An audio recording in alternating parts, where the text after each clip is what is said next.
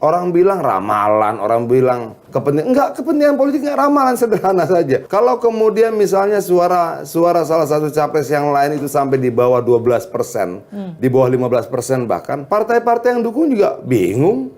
Pasti kalah di putaran pertama. Kan kita bicara tren. Kalau kita bicara survei itu kan kita juga bicara tren. Tren calon yang lain ini kan turun nih.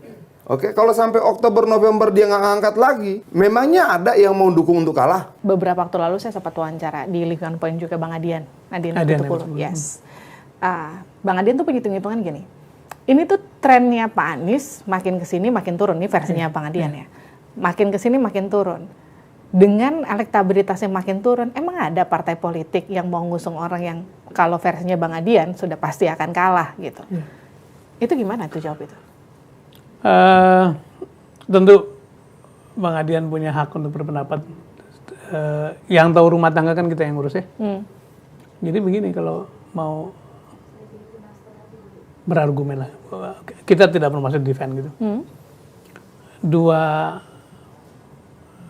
lawan atau dua mitra berkompetisinya Pak Anies itu dua-duanya menampilkan diri didukung segala macam gitu. Oke. Didukung pemerintah, didukung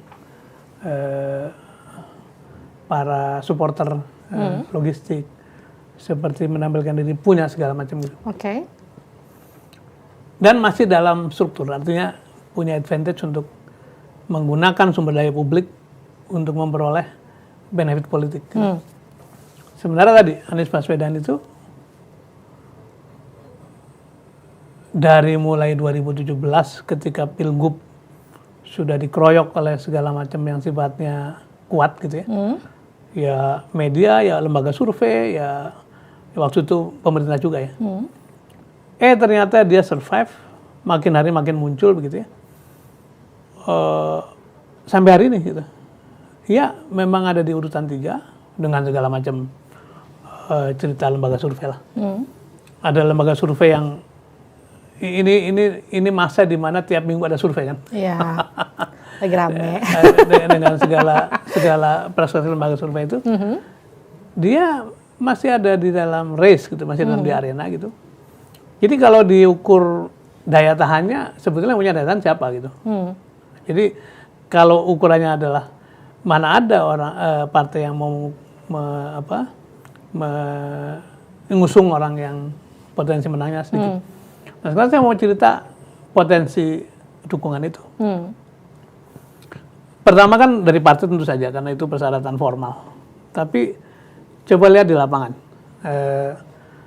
Apakah betul survei itu menampilkan situasi di lapangan? Yang kedua, yang paling kita juga tidak duga-duga adalah tumbuhnya relawan organik di mana-mana tanpa dimobilisasi.